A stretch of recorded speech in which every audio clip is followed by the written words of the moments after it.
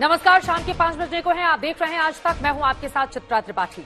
बॉलीवुड में नेपोटिज्म यानी कि भाई भतीजावाद सुर्खियों में है। कंगना रनौत समेत कई बड़े बड़े एक्ट्रेस ने भाई भतीजावाद को बढ़ावा देने के आरोप लगाए हैं। उनका आरोप है कि मुंबई में न सिर्फ उनसे बॉलीवुड के प्रति वफादारी के सबूत मांगे जाते हैं और किसी भी मुद्दे पर अगर आवाज उठाई जाए तो उनका विरोध होता है, उन्हें बाहरी करार दिया जाता है। इन सब के बीच यूपी में फिल्म सिटी बनाने का ऐलान हुआ तो सवाल उठे कि इससे क्या अंतर आएगा। क्या इससे यूपी हिंदी ही नहीं बल्कि देश विदेश की दूसरी भाषाओं की फिल्म निर्माण का बड़ा हब बनकर उभर सकता है, या फिर इसे सिर्फ मुंबई के वर्चस्व और एकाधिकार को तोड़ने वाला फैसला माना जाए, या फिर इसे हिंदी फिल्म उद्योग के लिए एक क्रांति के तौर पर देखा जाए। इसी पर दंगल में हम करने वाले हैं बड़ी बहस, लेकिन उसके पहले यह रिपोर्ट देखिए। एक्शन।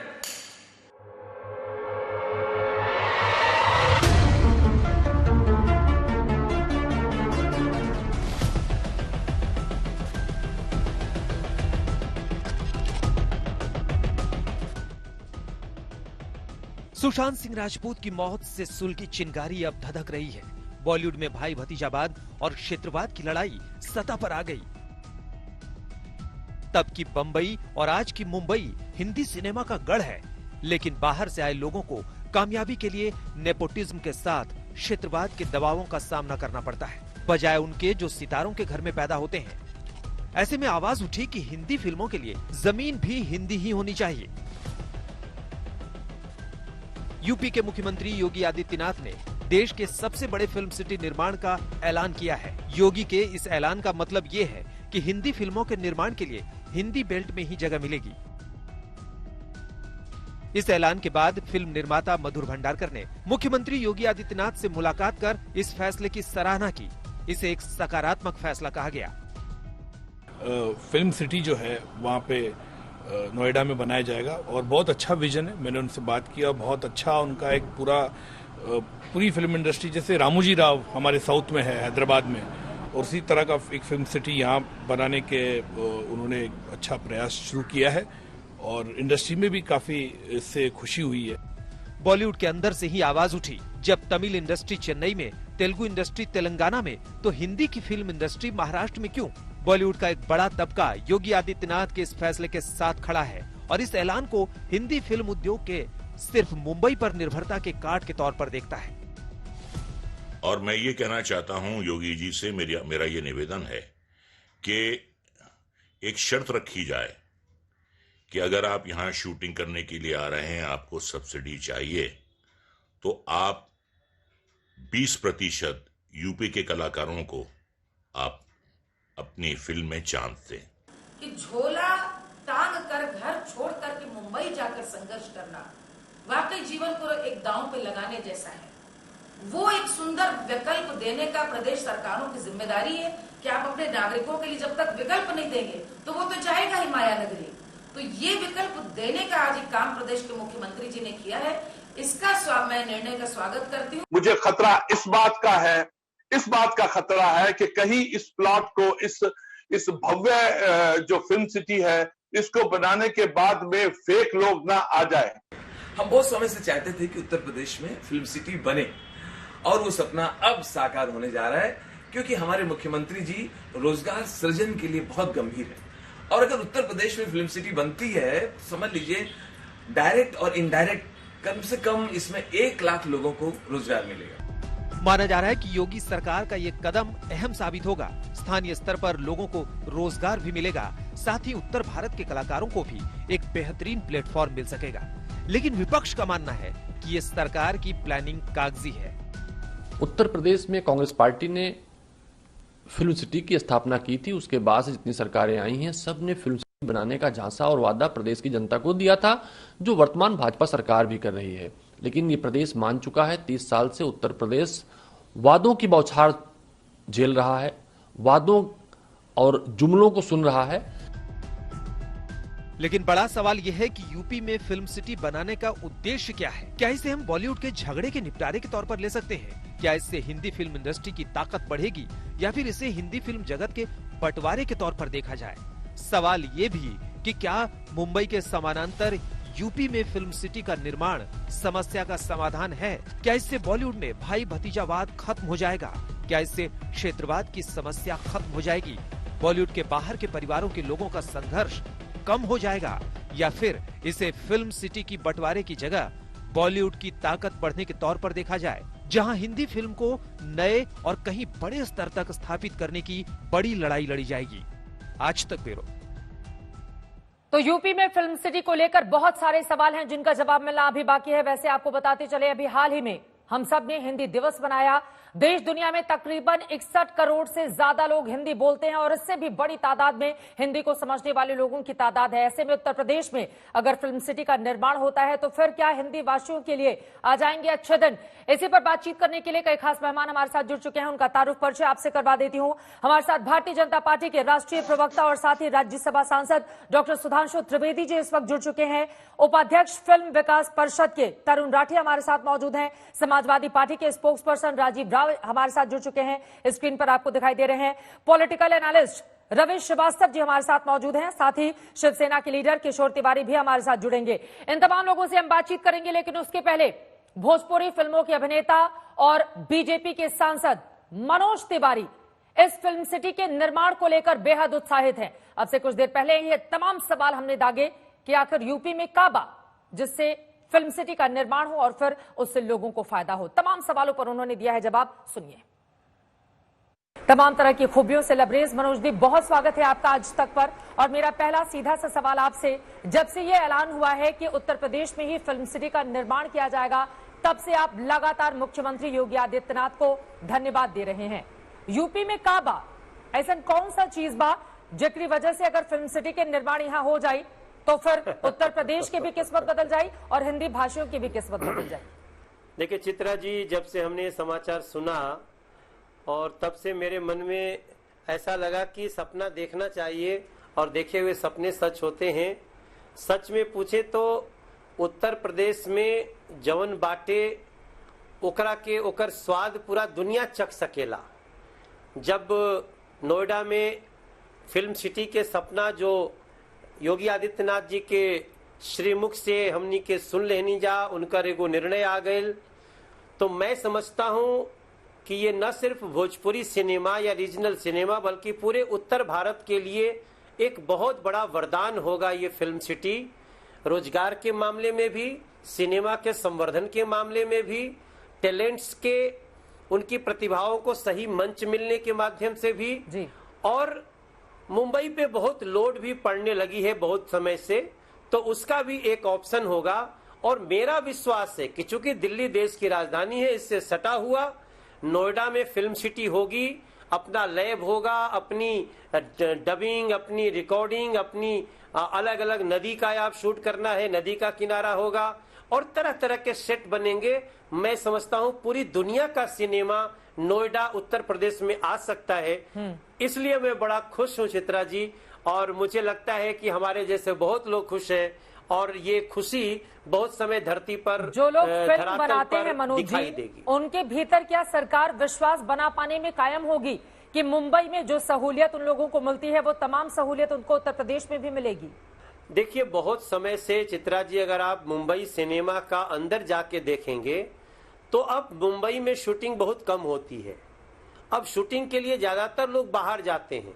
उत्तर प्रदेश भी बहुत अच्छी अच्छी योजनाएं दे रहा है, सब्सिडी उत्तर प्रदेश की सरकार दे रही है, लेकिन एक फिल्म सिटी की भावना वो भी नोएडा जैसे विकसित जगह पे, क्योंकि नोएडा में अगर स्टार को रहना हो तो उसे कोई प्रॉब्लम नहीं होगी। It is far better option than any other place, तो उसके लिए भी दिक्कत नहीं होगी। एक दुनिया का इंटरनेशनल जगह है दिल्ली, उसमें कोई दिक्कत नहीं होगी।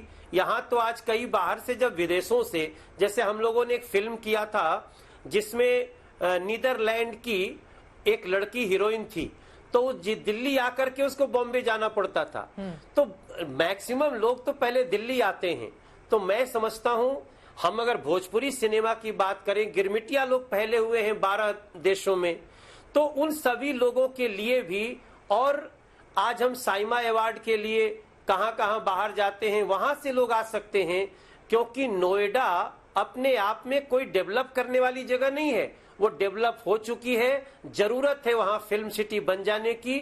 मैं समझता हूं अब तक उत्तर प्रदेश का सबसे उज्ज्वलित अगर कार्य दिखेगा तो इस फिल्म सिटी के बहाने दिख सकता है, एक बड़ा उद्योग भी आ जाएगा। मनोज जी, अब जब आप इतनी तारीफ कर ही रहे हैं कि उत्तर प्रदेश में अगर फिल्म सिटी का निर्माण होता है तो बहुत सारी चीजें हो जाएंगी। हालांकि इसके पहले 2015 में अखिलेश यादव और उसके पहले मायावती की ओर से भी इस तरह का ऐलान किया गया था, लेकिन वो इम्प्लीमेंट नहीं हो पाया। मैं चाहूंगी कि अब आपको चूंकि पूरी उम्मीद है कि मुख्यमंत्री ने जो ऐलान किया है वो उसे पूरा भी करेंगे, अगर सुरों के जरिए उत्तर प्रदेश को, पूरे देश को आप कुछ सुनाना चाहें या मुख्यमंत्री का धन्यवाद देना चाहें?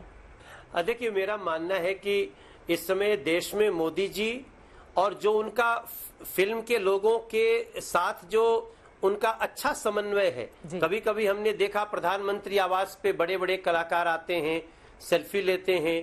प्रधानमंत्री जी भी किसी का जन्मदिन हुआ, किसी ने अगर उनको जन्मदिन की शुभकामना दी तो ट्वीट रीट्वीट कोट रीट्वीट करते हैं। ऐसे में मोदी जी का संरक्षण और योगी जी का इस समय, अब ये समय भी तो चित्रा जी बहुत महत्वपूर्ण बा ना, जौने समय में बहुत सारी बात चल रहा बा देश में, तो वैसे समय में जो योगी जी ने स्वयं से आगे बढ़ के कदम लिया है, ये पक्का होगा। योगी जी जो कहते हैं वो करते हैं। उन्होंने जिस प्रकार से उत्तर प्रदेश को सजाया है, एक एग्जाम्पल बन रहा है। और मैं इस अवसर पे निश्चित रूप से मैं तो जब कुछ नया सृजन होता है ना चित्रा जी, तो हमारे यहाँ एक संस्कृति है उत्पत्ति होने पे सोहर का। तो मेरे मन में ऐसे प्रश्न आ रहे हैं कि ऐसे मेरे भाव आ रहे हैं, प्रश्न भाव आ रहे हैं। हर बिहसी हो यूपी के अंगनवा के यही है सुमनवा कि चित्र के प्रमनवान हो, उत्तर प्रदेश माटी करी आओ गमनवा तब बनी हो कहानियान हो। देशवा विदेशवा के लोगवा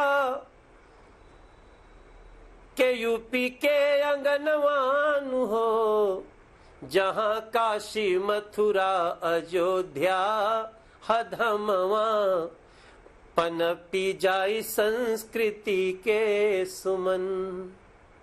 मन मोर हर से गगनवा। मैं बहुत सारे शब्द हमको हमरा आवत अटे, लेकिन मेरा ये पूरा विश्वास है कि मिली है गुड़ी जब जवनवा तो लिखी है कहानियां हो। इंतजार करत बाटे हिंदुस्तानवा कि पूरी अरमनवान हो। ये एक अरमान है चित्रा। मैं भी सोच रहा हूँ शब्द जल्दी जल्दी आएंगे कि नहीं, लेकिन हम तो कहेंगे कि हम तो हैं यूपी के भैया, हर दुख में हम रहे सहैया, हमसे हमरे पास है गंगा मैया, बोलो बोल अब तो बोल बोल बोल बोल। हमरी खेत में गंगा मैया, हमरा कृष्ण चरावे गैया, हमरे राम है मर्यादा नौप तो अब तो बोल बोल बोल। तो उत्तर प्रदेश के साथ ही क्या बॉलीवुड की दुनिया बदल जाएगी? बीजेपी के लोग तो खासा उत्साहित हैं, लेकिन लगातार विपक्ष इसको लेकर भी तंज कस रहा है। सुधांशु जी, मैं आपके पास फौरन आऊंगी, लेकिन उसके पहले आपसे राजीव राजेश शुरुआत करते हुए, मनोज तिवारी तो सोहर गा रहे हैं और आप जिस इलाके से आते हैं वहां पर भी सोहर का बड़ा प्रचलन है कि जब किसी का जन्म होता है तो उसकी तारीफों के और उसके आगे भविष्य के लिए सोहर गाकर कामना की जाती है। किस तरह से देख रहे हैं यूपी सरकार के इस फैसले को आप? चित्रा जी, आपने सही कहा। जिस मैं इलाके से आता हूं उसी इलाके के गीत आदरणीय मनोज तिवारी जी गा रहे थे। और हमारे इलाके की एक और खासियत है, लोग बातों को भूलते नहीं है। विषयांतर मैं नहीं करना चाहूंगा, एक दो उदाहरण 30 सेकंड में दे दूंगा। घोषणा की बात हुई, आजकल हमारे इलाके में माननीय योगी जी को लोग घोषणा बाबा भी कहते हैं। आपको याद है जब सरकार बनी तो पहली घोषणा क्या हुई थी? 100 दिनों में गड्ढे की मुक्ति हो जाएगी। मैं तो आपके इलाके गोरखपुर के मठ से अपने लोकसभा के बॉर्डर दोहरी घाट पर मैं चाहता हूं कि आदरणीय चित्रा त्रिपाठी जी, सुधांशु त्रिवेदी जी, आए और वो मठ से चलकर खाली मेरे लोकसभा में घुस जाए और एम्बुलेंस की और डॉक्टर की जरूरत ना पड़े तो कह दीजिए। आपने एंटी रोमियो स्क्वाड की बात करी थी, आपको मशहूर डायलॉग भी याद होगा, 56 इंच का सीना। नेताजी 24 घंटे बिजली देने के लिए 56 इंच के सीने की जरूरत पड़ती है। आप यूपी से है कि आपको 24 घंटा बिजली मिल रहा है। बात घोषणा की नहीं है चित्रा जी, बात यह है कि 2015 में 17 मई 2015 में आदरणीय अखिलेश यादव जी ने मुख्यमंत्री के रूप में फिल्म बंधु नीति की घोषणा करी, सब्सिडी की घोषणा करी, फिल्मों की शूटिंग शुरू हो गई थी, 2-2 सिटी में प्रस्तावित भी था। और आज जो हमारे सांसद जी हैं रवि किशन जी, मेरे पास फोटो भी है, प्रमाण के रूप में लेकर बैठा हूं, उस समय भी 25 लाख रुपया की अनुदान राशि लेकर बड़ी तारीफ किए थे कि बहुत अच्छी योजना है और क्रियान्वयन हो रहा है। और हमारे यहाँ जो 90% फिल्मों की शूटिंग हुई उसमें से 2 करोड़ रुपए की सब्सिडी भी दी गई। सवाल ये है कि जो मुख्यमंत्री जी घोषणा करते रहते हैं, कल उन्होंने घोषणा किया है 1 हफ्ते में सारे शिक्षकों की भर्ती हो जाएगी। आज तारीख ले चलिए इसका जवाब ले लेते हैं। सुधांशु त्रिवेदी जी वो कह रहे हैं घोषणा बाबा है, केवल घोषणा की जाती है, कुछ किया नहीं जाता है। सुधांशु जी मैं निमंत्रण देता हूँ, आइए मठ से लेकर मेरे लोकसभा में, डॉक्टर और एम्बुलेंस के बिना मैं आपको निमंत्रण देता हूँ। चलिए 3.5 साल होगी सरकार के। सुधांशु जी से मैं इसका जवाब लूंगी, कुछ तकनीकी खामी है, लेकिन उसके पहले तरुण राठी जी मैं चाहूंगी कि आप इसका जवाब दीजिए। आपको लग रहा है कि कायाकल्प हो जाएगा, एक क्रांति के तौर पर इस फैसले को अब देखा जाए, या फिर सिर्फ मुंबई के वर्चस्व को तोड़ने की और मौजूदा सियासत में एक नया रंग देने की कोशिश है?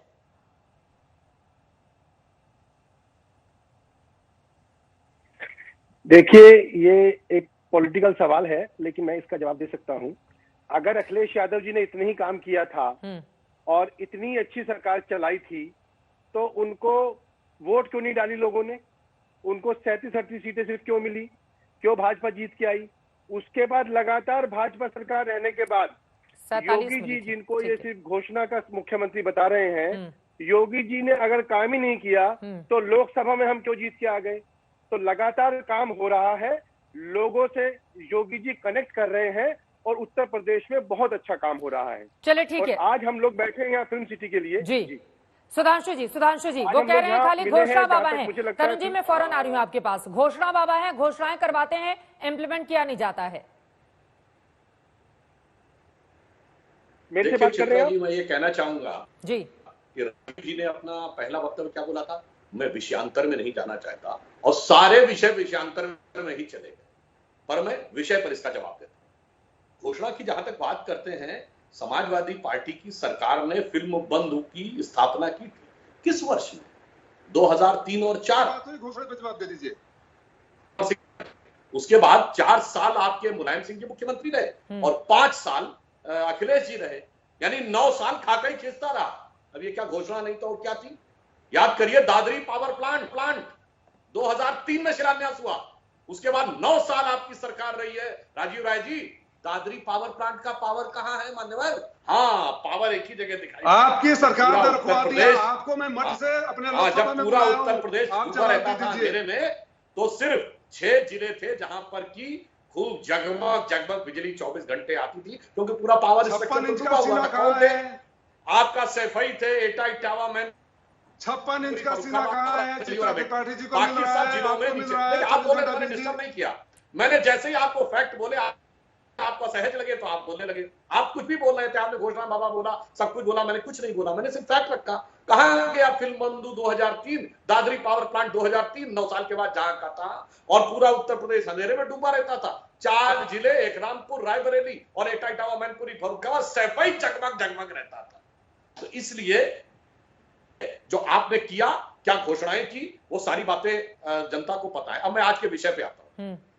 देखिए, ये जो फिल्म सिटी की बात है, मैं यहां बहुत स्पष्ट करना चाहता हूं, उत्तर प्रदेश सरकार ने बाकायदा इसका निर्णय 2018 की इंडस्ट्रियल समिट में लिया था और उसी के इंप्लीमेंटेशन प्रक्रिया में आगे बढ़ रही है। हम इसमें कोई क्षेत्रीय विवाद, प्रतिस्पर्धा पैदा करने की बात नहीं कर रहे हैं, किसी नकारात्मक भाव से नहीं है, यह पूर्णतः सकारात्मक भाव से है। जैसे आप याद करिए, अंग्रेजों के जमाने में 3 यूनिवर्सिटीज बनी थी, बॉम्बे, कलकत्ता, मद्रास, तो भाई पढ़ने के लिए उन्हीं 3 शहरों में जाना पड़ता था। फिर इलाहाबाद यूनिवर्सिटी बनी, फिर अलीगढ़ बनी, फिर बीएचयू बनी, फिर लखनऊ यूनिवर्सिटी बनी, तो धीरे धीरे धीरे आज सैकड़ों विश्वविद्यालय है। तो देश बढ़ रहा है, विकास हो रहा है, नए नए मौके मिलने चाहिए। और जहां तक मैं एक और बात कहना चाहूं, क्षेत्रीयता की जहां तक बात है, मैं कहना चाहूंगा कि हिंदी फिल्म इंडस्ट्री तो वह फिल्म इंडस्ट्री, और उत्तर प्रदेश में कभी क्षेत्रीयता की बात नहीं होती। बताइए, नेहरू परिवार कश्मीर से आया, यहां से प्रधानमंत्री पद पे गया। अटल जी भी मध्य प्रदेश के थे, मोदी जी गुजरात से हैं। उत्तर प्रदेश कभी क्षेत्रीयता की भावना में नहीं रहता, ना बिहार रहता है। यहां पर सारे देश के साथ एकात्मता का विचार है, और हम हिंदी फिल्म क्षेत्र को भी उसी हिसाब से देख रहे हैं। इसमें हम किसी प्रकार के रीजनल डिवीजन की दृष्टि से नहीं देख रहे हैं, विकास की दृष्टि से देख। विकास की दृष्टि से बीजेपी इसको देख रही है, और उन्होंने तमाम उदाहरण भी दिए कि उत्तर प्रदेश कभी क्षेत्रीयता को अपनाता नहीं है। बहुत सारे नाम आए और उत्तर प्रदेश से ही देश के शीर्ष स्थान तक पहुंचे। तो फिर विपक्ष इसको लेकर तंज क्यों कस रहा है, और क्यों मंशा पर सवाल खड़े किए जा रहे हैं सरकार के? सवाल मुझसे पूछ रही है आप? जी रवि श्रीवास्तव जी, धन्यवाद, आपने मुझे समय दिया। अभी ये बाकी मित्र बहुत बातें बोल चुके। मेरा सिर्फ इतना पहले कहना है कि हिंदी क्षेत्रीय भाषा नहीं है, हिंदी देश की राजभाषा है।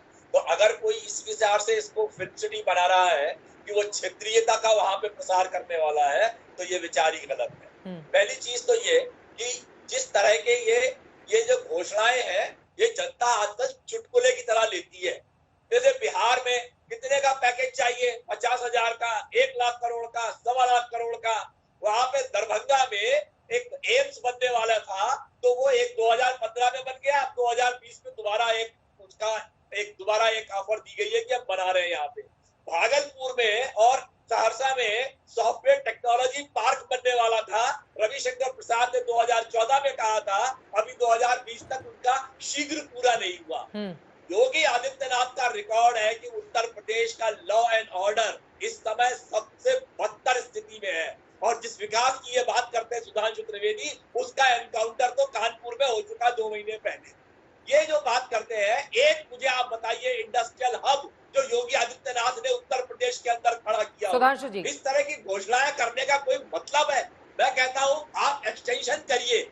आप आज फिल्म इंडस्ट्री तेलुगु की भी है, फिल्म इंडस्ट्री चेन्नई में भी है, फिल्म इंडस्ट्री कोलकाता में भी है, और मुंबई में भी है। तो आप एक्सटेंशन करिए, आपको बनाना है वहां पर तो बनाइए जो बना के देना है। मगर हम सबसे बड़ी फिल्म इंडस्ट्री इंटरनेशनल, इस तरह की हवाई बातों में आजकल कोई आता नहीं है।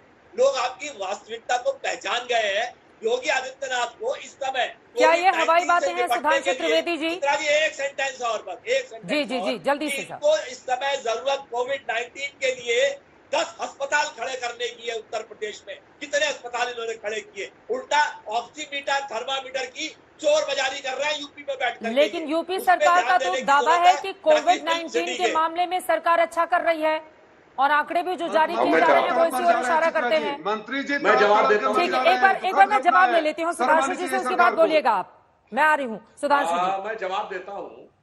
हमारे मित्र लोग भावावेश में बोलते चले जा रहे हैं, तथ्य का ध्यान ही नहीं रख रहे हैं। आपको पता है उत्तर प्रदेश में कोविड के मामले में भारत में सबसे ज्यादा टेस्टिंग उत्तर प्रदेश में हो रही है। उत्तर प्रदेश की आबादी कितनी? 23.78 करोड़। और आपको पता है ब्राजील की आबादी जो है वो 21 करोड़। और मैं ब्राजील से तुलना कर रहा हूं, वहां पे 36 लाख केस, उत्तर प्रदेश में 1.11 लाख केस, जबकि टेस्टिंग सबसे ज्यादा हो रही है पूरे भारत में। अब आपको बताता हूं, वहां पर लोग मरे कितने हैं? 1.2 लाख। उत्तर प्रदेश में 2,867। चोरी ब्लैक मार्केटिंग कर रहे हैं वहां पे लोग बैठ करके। और जहां तक मैं लॉ एंड ऑर्डर की बात कहना चाहता हूं, रवि जी मैं डिस्टर्ब नहीं करता किसी के में, कृपया आपने अपने टर्न पे बोलिए, दर्शकों को भी वही अच्छा लगता है, बीच में बोलने से किसी की आवाज नहीं जाती है साहब, सब स्काइप से बोल रहे हैं। अब मैं यहाँ एक और बात कहता हूं, लॉ एंड ऑर्डर की बात। अरे सनाब भूल गए, उत्तर प्रदेश में लॉ एंड ऑर्डर तब ठीक था जब फैजाबाद, आज का अयोध्या, बनारस की अदालत में धमाके, लखनऊ की अदालत में धमाके, कानपुर में धमाके। क्या बात कर रहे हैं जनाब?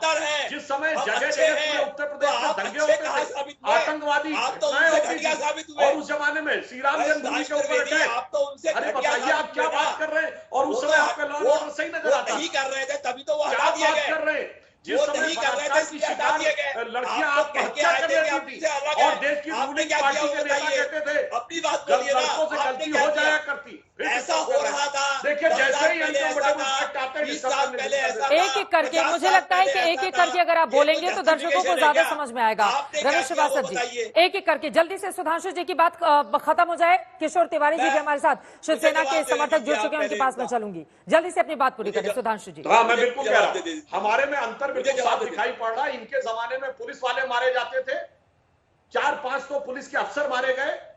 हमारे टाइम में अपराधी मारे जा रहे हैं, और इनको दर्द अपराधियों के मारे जाने के ऊपर ज्यादा होता है। जो इनकाउंटर की बात आप करते हैं, अपराधियों के लिए करते हैं ना। सपा की सरकार में 1200 से अधिक घटनाएं हुई थी पुलिस पे हमले की, और आईपीएस स्तर तक के लोग मारे गए थे। याद करिए मथुरा की घटना, जवाहरबाग की घटना, पुलिस का डीसीपी मार दिया गया, और सरकार ने मुझे घटना तो इसलिए मैं कह रहा हूं ना, की याद है। आज बताइए, आज तो मुझे तो सुबोध कुमार सिंह की हत्या याद है, मुझे तो विषयांतर में जाइए। अब रहिए फिल्म पे, याद है, अरे फिल्म पे रहिए ना, आज के विषय पे मुझे कुछ नहीं भूला, मुझे सब याद है। वो आपके किए हुए ही कांड है यहाँ पे। वो आप वो नहीं काम कर रहे थे, अच्छा काम नहीं कर रहे थे, इसीलिए तो आपको लाया गया। आप क्या कर रहे हैं? आप वही कर रहे हैं जो वो कर रहे थे। अरे भाई, मैंने तो वही जवाब दिया जब ये कह रहे थे लॉ एंड ऑर्डर। आप भी वैसे ही वोटों से मार खाएंगे जैसे उन्होंने खाई। अच्छा ये बताइए, पहले यूपी में हम लोग पार्कों में घूमते थे तो लिखा रहता था ये फला चीज को छूना नहीं, बम हो सकता है। संदिग्ध अगर रेलवे प्लेटफॉर्म के ऊपर पड़ा हुआ दिखाई पड़े एक बैग, तो पुलिस को बताना। आज दिखता है ऐसा कहीं? और उसके बाद आप कह रहे हैं लॉ एंड ऑर्डर नहीं सुधरा है। अरे आज तो ये तो सबको दिखाई पड़ रहा। कफील खान को 7 महीने बिना आरोप के जेल में डाल दिया। श्रीमान जी, चलिए ठीक है, विषय पर आ जाते हैं कि क्या हिंदी फिल्मों के लिए हिंदी जमीन की है जरूरत है। अब मैं किशोर तिवारी जी आपको भी लेकर आना चाहूंगी। मैं फौरन रमेश श्रीवास्तव जी आपके पास आ रही हूँ, तरुण राठी जी को भी बीच में रोकना पड़ा था। किशोर तिवारी जी, भले ही आप महाराष्ट्र की राजनीति का समर्थन करते हो, शिवसेना के आप समर्थक हैं, बेबाक अपनी बाय रखते हैं, लेकिन यहां पर मैं आपसे जानना चाहूंगी, अगर उत्तर प्रदेश में हिंदी फिल्मों को लेकर बड़ी फिल्म इंडस्ट्री जिसका सपना यूपी सरकार दिखा रही है बनता है, तो फिर तो इसका स्वागत करना चाहिए आपको। कैसे देख रहे हैं इस फैसले को? नहीं, शिवसेना का अधिकृत स्टैंड है कि हर राज्यों के अंदर सांस्कृतिक विरासत होनी चाहिए, और जैसे रामाजीराव सिटी है, रामोजी सिटी है, या 2-3 जगह पे और 13-14 जगह पे बनी हुई है, वैसी लखनऊ और कानपुर के बाद बनने वाली थी, वैसी अगर बनती है या नोएडा में बनती है तो इससे हमें कोई आपत्ति नहीं है। एक हॉलीवुड का दर्जा है, एक बॉलीवुड का दर्जा है, और बॉलीवुड का दर्जा है, उसको कोई चिंता का विषय नहीं है। लेकिन हिंदी के कलाकारों से यहाँ पर अन्याय होता है, तो उनको न्याय देने की प्रक्रिया अगर योगी जी करते हैं तो मुझे इसमें ज्यादा आपत्ति तो बिल्कुल लगती नहीं है, लेकिन होना चाहिए। अब पिछले 15 साल से वही हो रहा है कि यहाँ खोलेंगे वहां खोलेंगे। अखिलेश जी ने कहा था, योगी जी ने भी कहा था, योगी जी अब चुनाव आ रहे हैं तो घोषणाएं कर रहे हैं, लेकिन बॉलीवुड में अन्याय हो रहा है तो बॉलीवुड को तोड़ डालेंगे, ऐसा कुछ नहीं है। हमें कोई चिंता नहीं है। नहीं, हमारा आप जो दर्जा है बॉलीवुड के विस्तार के तौर पर देख रहे हैं, या मुंबई में जो एकाधिकार है उसको तोड़ने के कवायद के तौर पर देख रहे हैं? नहीं, एकाधिकार तो कहीं रहना नहीं चाहिए। बम्बई के फिल्म इंडस्ट्री पे जिनका एकाधिकार है, वो उद्धव जी ने तय किया है कि हम ही तोड़ के रहेंगे। हमें यहाँ सबको सम्मान मिलेगा। आप उत्तर प्रदेश में भी बनाओगे तो लोग बोलेंगे कि मुझे बॉलीवुड में जाना मेरा सपना है, तो उनके सपनों के लिए हम तैयार हैं, कोई प्रॉब्लम नहीं। हमको फिल्म सिटी बिहार में होनी चाहिए, झारखंड में होनी चाहिए, मध्य प्रदेश में होनी चाहिए, और हर जगह होनी चाहिए। कलाकारों को पूरा अवसर मिलना चाहिए। केवल वो बड़े बड़े अभिनेताओं के लड़के हैं करके अब अवसर मिलता है और अन्याय होता है, तो ये दूसरा मुद्दा है। हमारी सरकार पे नाकी बदनामी की जा रही थी। हाल ही में इस तरह की आवाजें भी तो बुलंद हुई कि दरअसल मुंबई में जो हिंदी भाषी हैं, जो उनको ज्यादा स्ट्रगल करना पड़ता है, तो कम से कम उत्तर प्रदेश में अगर फिल्म सिटी का निर्माण हो जाएगा तो मुंबई महाराष्ट्र के मुकाबले यहाँ पर जो उनका संघर्ष है वो कम होगा। इस बात को आप भी स्वीकारेंगे? जल्दी से जवाब दीजिए, फिर मैं तरुण राठी जी आपको बताना चाहूंगी। हाँ देखो, मैं बताता हूँ कि आप जो बात कर रही है, हिंदी के कलाकारों को, उत्तर प्रदेश के कलाकारों को अमिताभ बच्चन जी इलाहाबाद से आए थे, उनको जो बंबई ने सम्मान दिया, सबको सम्मान दिया। यहाँ पर कोई किसी का वो नहीं करता। मैं हिंदी भाषी हूँ, मैं उत्तर प्रदेश का हूँ और मैं तो शिवसेना का प्रवक्ता बन के बैठा हूँ। तो यहाँ पे सबका आदर करते हैं। हमारे मुख्यमंत्री को जिन्होंने करीब से देखा, उनको सबको मालूम है कि एक विनम्र इंसान है और बॉलीवुड को भी सबको सुरक्षा मिलेगी। और कोई दूसरी जगह पे फिल्म सिटी बनाता है तो उनके लिए हमारा उनके को भी रवि श्रीवास्तव जी, जल्दी से अपनी बात रखिए, फिर तरुण राठी जी मैं आपके पास। देखिए, वो तो स्वागत कर रहे हैं, वो शिवसेना के हैं, लेकिन उसके बावजूद बीजेपी सरकार के फैसले का स्वागत कर रहे हैं कि ये विस्तार होगा। मैंने भी निर्णय का विरोध नहीं किया। मैंने भी ये कहा कि एक्सटेंशन में कोई समस्या नहीं है, मगर आज की स्थिति ये है कि मैं आपको बता दूं, मुंबई की फिल्म इंडस्ट्री में भी 60 से 70% लोग हिंदी भाषी ही हैं और उत्तर प्रदेश, पंजाब, बिहार उन जगहों से आए हुए लोग ही हैं और वो सफल भी हैं। तो ऐसा कुछ नहीं है। आजकल फिल्में देश में कहीं भी बन सकती हैं। फिल्में बनाने के लिए कोई ऐसा नहीं रह गया कि वो मुंबई में ही बनेगी या कलकत्ता में ही बनेगी। फिल्में कहीं भी बन सकती हैं, मगर इस प्रकार का अगर एक्सटेंशन लेकिन क्षेत्रीय फिल्मों को अगर हम देखें तो वो तो ज्यादातर उन्हीं जगहों पर बनती हैं जहां की वो भाषाएं स्थानीय भाषाएं होती हैं। चाहे हम पश्चिम बंगाल को उठाकर देख लें या फिर मराठी फिल्में कोल्हापुर में बनती हैं, तेलुगु फिल्में देख लें तेलंगाना में। तो इस तरह की तो लंबी फहरिस्त है रवि श्रीवास्तव जी। तो ऐसे में अगर हिंदी भाषी फिल्में हिंदी राज्यों में बनेंगी तो क्या दिक्कत है?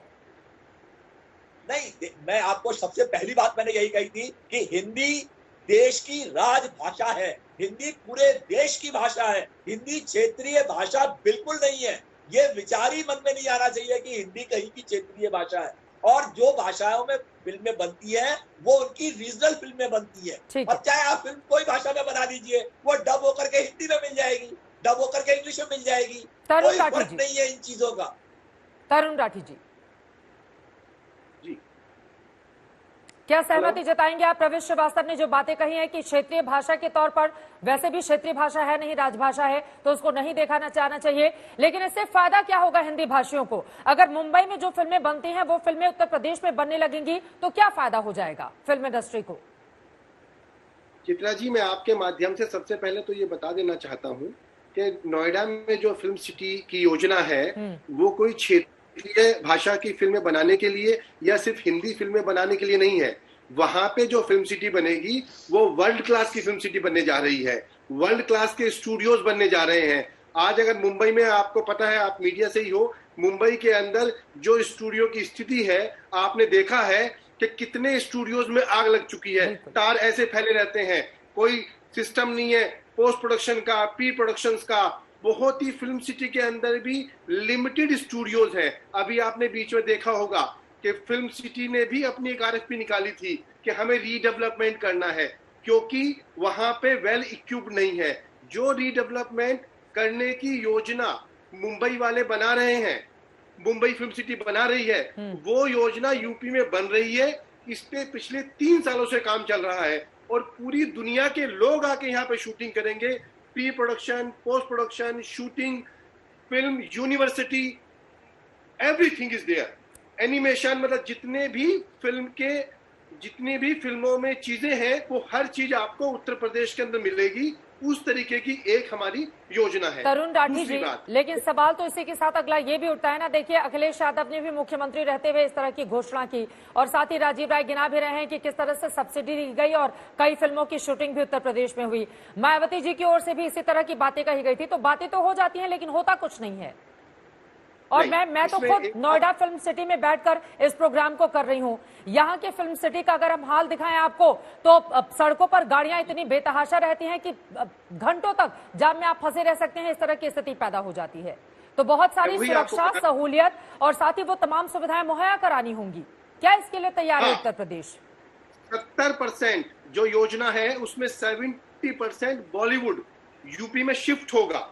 इस तरीके की योजना है। वहां पे जो हमारे यहाँ जो टॉप प्रोड्यूसर्स हैं फिल्मों के, वो वहां पे अपना स्टूडियो बनाएंगे। हमारे जो टीवी शोज के हैं वो स्टूडियो बनाएंगे, हमारे फिल्म स्टार्स बनाएंगे और हमारे जो डायरेक्टर्स है वो बनाएंगे। मैंने व्यक्तिगत रूप से करीब 20 बड़े लोगों से ऐसी बात की है जो यूपी में शिफ्ट होना चाहते हैं, जिनके 20-20, 25-25 टीवी शोज चल रहे हैं, जो बड़े स्टार एक साल में 4 से 5 बड़ी फिल्में बनाते हैं, उनको शांति चाहिए, राजीव उनको राय सुरक्षा जी, देखिए चाहिए। शांति की खोज में और सुविधाओं की तलाश में लोग उत्तर प्रदेश का रुख करना चाहते हैं, जैसा कि तरुण राठी जी गिना रहे हैं, तो आपको तो स्वागत करना चाहिए फिर इसका। आपका भी सपना था पूरा, जो भी करे।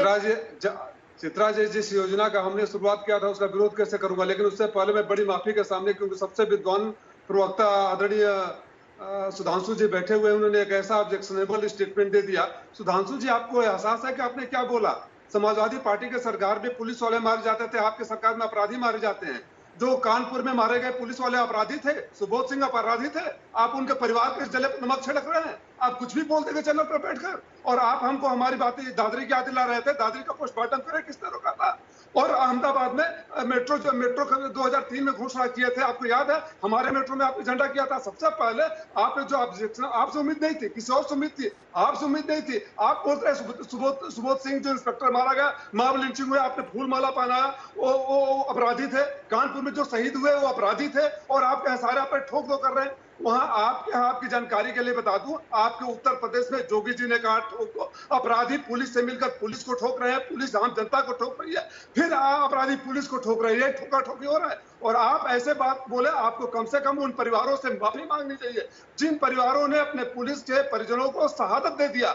आप ऐसे स्वीपिंग स्टेटमेंट कुछ भी दे देंगे, और आप लॉ एंड ऑर्डर महिलाओं पर, आपको पता है योगी जी के गोरखपुर में, चित्रा जी आपके गोरखपुर में 1 महीने में कितने हत्याएं, बलात्कार हुआ, कितने अपहरण हुआ? जो मुख्यमंत्री नगरी जिले में आप विकास की बात कर रहे हैं, आप फिल्म सिटी के विकास की बात कर रहे हैं, आपको चलिए मैं काशी ले चलता हूं। गोरखपुर के विधायक ने अपना फोटो डाला है, और आप कोरोना की बात कर रहे थे। आपको शर्म आना चाहिए। आदरणीय चेतन चौहान जी के साथ पीजीआई में क्या सलूक हुआ, हमारे एमएलसी ने खड़ा होकर बताया, आपने कोई कार्रवाई नहीं करी। आपके विधायक लिख रहे हैं कि घोटाले हो रहे हैं। ठीक है, सुधांशु त्रिवेदी जी का जवाब ले लेते हैं। बहुत सारे आरोप आपने लगा लिए हैं। ठीक है, कुछ भी बोल देंगे, माफी मांगे उन परिवारों से सबसे पहले। सुधांशु जी, ये जो ठोक दो की राजनीति हो रही है, इससे भरोसा कैसे कायम होगा लोगों के भीतर? देखिए राजीव जी, अपनी आदतन फितरतन शरारतन चले तो गए, फिर विषयांतर पर ही जवाब देता हूं। राजीव जी, मुठभेड़ में पुलिस वाले शहीद हो अलग बात है, पुलिस को भीड़ जाके मार दे वो अलग बात है। आपने कहा कि लॉ एंड ऑर्डर की बात, मैंने तो कहा ना, अदालतों के परिसर में धमाके कब हुए? आपकी सरकार। सुबोध सिंह तो किसने मारा? हाई कोर्ट सुबोध सिंह का प्यारों को फूल माला किसने चढ़ाया था? डिस्टर्ब मत करिए, आप कुछ बोल रहे हैं। सुबोध सिंह का परिवार, एक बार राजीव जी सुन लीजिए प्लीज। राजीव राय जी, एक बार सुधांशु त्रिवेदी को सुन लीजिए। आप जब बोल रहे थे तब वो नहीं बोल रहे थे, प्लीज राजीव जी एक बार सुन लीजिए, उसके बाद आप जवाब दीजिएगा। सुधांशु जी, मारे गए लोगों को ठीक है, राजीव राय जी एक बार सुन लीजिए, उसके बाद जवाब दीजिएगा। सुधांशु जी, ये क्या तरीका है भाई? आप एक तरफा ही बोलेंगे? हाँ सुनिए, अगर उत्तर प्रदेश के इतिहास में कभी उच्च न्यायालय में भीड़ घुस गई और तोड़ फोड़ किया, सेना बुलानी पड़ी, तो राजीव राय जी आपकी सरकार में 13 सितंबर 1994 अगर पत्रकारों पे हमले हुए, 2 बड़े अखबारों के कार्यालय पे जाके तोड़ फोड़ की गई, तो आपकी सरकार के समय में अमर उजाला और दैनिक जागरण के ऊपर आप माफी मांगने की बात करते हैं। आतंकवादियों से मुकदमे वापस लिए गए तो आपकी सरकार ने हाई कोर्ट में रोका। आप लॉ एंड ऑर्डर की बात करते हैं, और मुजफ्फरनगर के दंगों में आपने कहा सिर्फ एक समुदाय को मुआवजा देंगे, हाई कोर्ट ने हस्तक्षेप किया, तब आपको चुप होना पड़ा।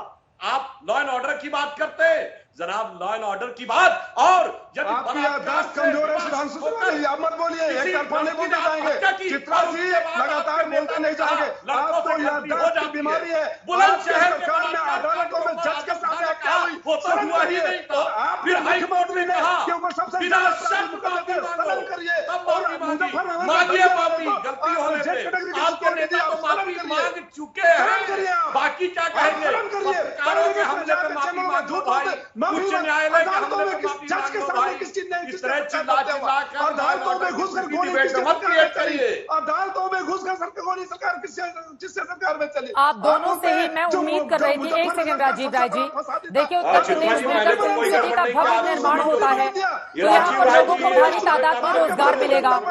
उत्तर प्रदेश के साथ ही जो हिंदी भाषी हैं उनके भी अच्छे दिन आएंगे, क्योंकि उत्तर भारत में कम से कम दक्षिण भारत या महाराष्ट्र के मुकाबले राजीव राय जी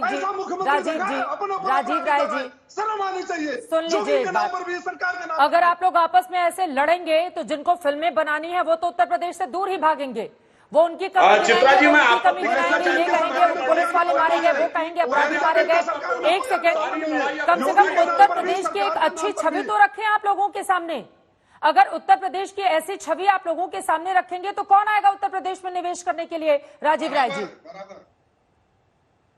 और एक एक करके अपनी बात खत्म करें, उसके बाद बात को आगे बढ़ाया जाए। मुझे ये लगता है आप लोगों की बातों से तो ऐसा लग रहा है कि दुनिया भर का क्राइम अकेले उत्तर प्रदेश में है, और यहां से अगर कोई सोच भी रहा होगा तो वो अपने आप को दूर कर लेगा।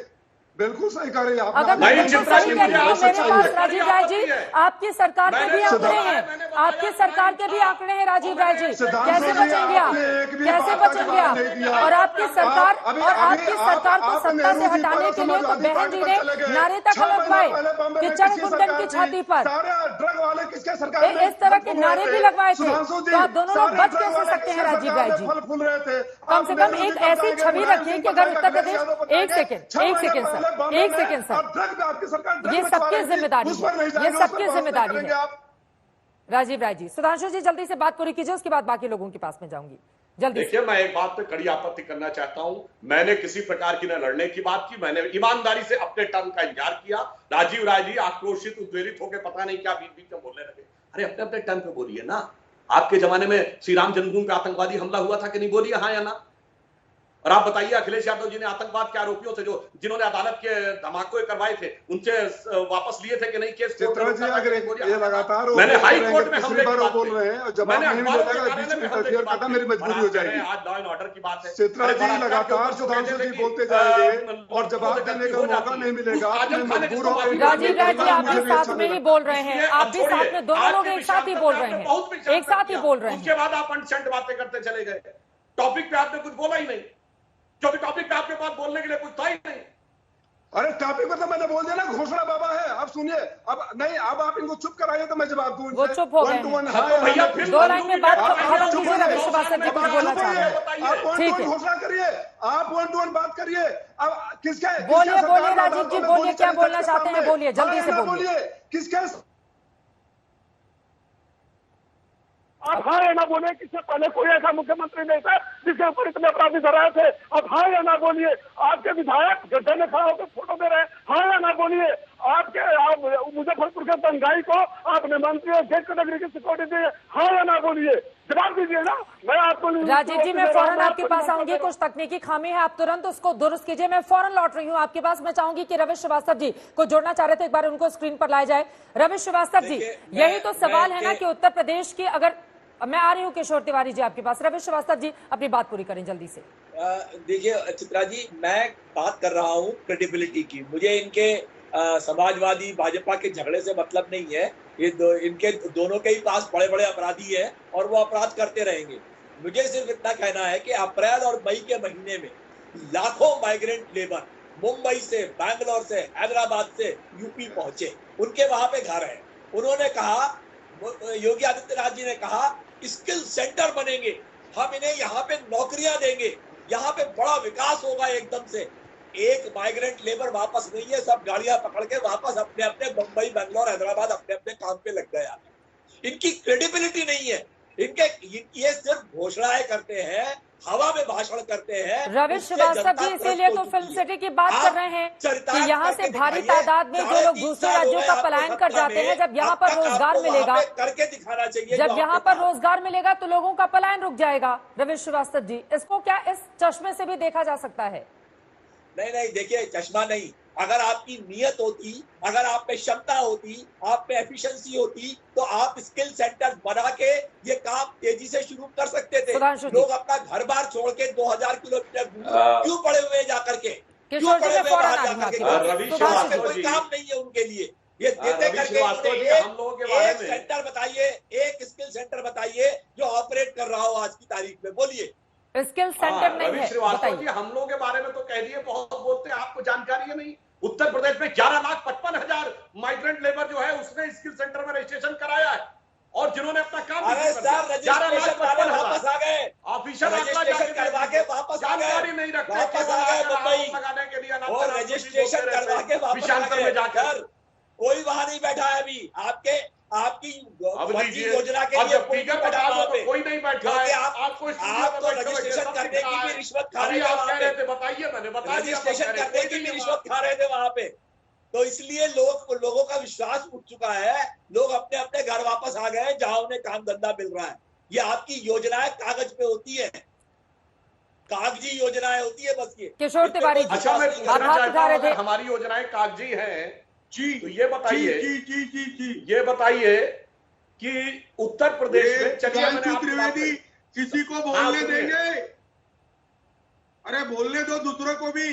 बोलिए अरे बोलिए। भाई, सवाल हमसे पूछ रहे हो तो हम पूछ रहे हैं, नहीं तो आप बोलिए, शांति से बोलिए, किसको समस्या है, आराम से बोलिए भाई। अभी तुमको सवाल नहीं पूछा, मुझे आवाज दी थी। बोलिए बोलिए किशोर तिवारी जी। देखिए क्या है, रवि श्रीवास्तव जी जो बोल रहे हैं कि माइग्रेंट लेवल का जो मुद्दा उठाया, 3 करोड़ लोग यूपी में लौट चुके हैं जिन्हें रोजगार नहीं मिल रहा है, और आर्थिक प्रश्न जो बहुत ही तगड़े यूपी में आ चुके हैं, वो उस पर बात न करते हुए फिल्म सिटी पे बात की जाती है। और भारत का जीडीपी -23% हो चुका है, और ये सारे प्रवक्ता यहाँ आके सुशांत सिंह पे बोलते हैं। शर्म आनी चाहिए कि ये लोग क्या कर रहे हैं। भारत पूरा का पूरा डूब चुका है, 100 करोड़ लाख के कर्जे में डूब चुका है, और यहाँ आके ये सिनेमा के हीरो पे बात करते हैं। हमें शर्म आती है। चलिए ठीक है हमें किशोर शर्म आती तिवारी है। जी, माइग्रेंट अरे शर्म तो आपको भी आनी चाहिए कि मुंबई के गड्ढे नहीं भर रहे, एक ही घर तोड़ रहे हैं, ये जाके चले महाराष्ट्र में जाते पूरी हैं, ताकत और उसके लगाते हैं बाद कि ये अपने आपकी अखबार कितनी में जिम्मेदारी थी। छापते हैं। सुधांशु त्रिवेदी जी से मैं जवाब ले लेती हूँ, जल्दी से बोलिए सुधांशु जी। ना मुंबई में आपको गड्ढे भरने में रुचि है, ना आपको बीमारी बचाने में रुचि अरे है। तुम हमारी केवल बात एक मत कीजिए, मकान आपकी तोड़ने बात में रुचि कीजिए। है, अखबार में छापने में अरे रुचि है। भाई, उखाड़ भारत दिया। डूब चुका क्या है। बात करते भाई, क्या बात 1 करते हैं आप? करोड़ लाख के कर्जे में अच्छा, और दूसरी भारत बात, डूब चलिए चुका है। हमारी ना आपकी, अरे गड्ढा राहुल तो गांधी जी तुमने ने भारत अभिजीत में कर बनर्जी दिया से है। बात की थी कितना माइग्रेंट लेवल के चिल्लाते इश्यू के हो, ऊपर, और ये रिकॉर्ड पे है, कितना जाके देख चिल्लाते लीजिए, हो। मुंबई के जो संदर्भ में सबसे बात ज्यादा की थी। चिल्लाते अभिजीत थे, बनर्जी नोबेल पुरस्कार वो भी एक देता बार है। की बात तो उन्होंने सुन क्या लीजिए कहा किशोर था? तिवारी जी, उन्होंने क्या दोनों कहा लोग था? बोलेंगे तो अरे समझ में ये कैसे आएगा सरकार की प्लीज। जिम्मेदारी है, तुम ये भारत सरकार की जिम्मेदारी है। आर्थिक नीतियों में फेल हो चुके हैं। पूरा भारत डुबा दिया आपने। हमारे गड्ढे क्या बुझा रहे हो? तुमने पूरा भारत बुझा दिया। भारत की आर्थिक राजधानी के केंद्र पर तो आप बैठे, भारत का सबसे समृद्ध राज्य लेकर आप बैठे, क्या किया आपने बताइए? हमारे को तो सबसे तुमने ज्यादा बुला दिया। कोरोना के मरीज आपके यहाँ, और उसके बावजूद उखाड़ दिया, छाप रहे हैं। ये नहीं कह रहे कोरोना के लिए, कोरोना को तो हिला नहीं वही पाया, आगे उखाड़ दिया। वही आगे आपकी पार्टी के प्रवक्ता कभी कोरोना पे बोलते हैं, कभी विकास पे बोलते हैं, दिल्लियों के अरे फिल्मी अभिनेताओं के बारे में कमेंट किए जा रहे हैं। पूरे क्यों कर रहे भारत थे की भाई? अर्थव्यवस्था उखाड़ जांच दिया। कर रही थी मुंबई उस पे पुलिस, बोलो। वो बयान तो दे रहे डाल हैं। डाल तो मैं पात व्यवस्था पात उखाड़ राजनीतिक दलों की लड़ाई ऐसे ही जारी रहेगी, लेकिन मैं उम्मीद कर रही थी कि फिल्म सिटी को लेकर तमाम बातें आप लोगों की ओर से रखी जाएंगी, जिससे कम से कम हिंदी भाषी जो हैं वो इस बात को समझ पाएंगे कि उत्तर प्रदेश में अगर बड़ी फिल्म सिटी का निर्माण होता है तो किस तरह का फायदा होगा। लेकिन यहाँ पर तो एक उंगलियां राजनेताओं को समझना चाहिए कि अगर आप सामने वालों पर उठाते हैं तो 3 आपकी ओर भी इशारा करती हैं। लेकिन कुल मिलाकर फिल्म सिटी को लेकर ये जो लड़ाई छिड़ी हुई है, ये कहां पर जाकर खत्म होगी, ये अपने आप में बड़ा सवाल है।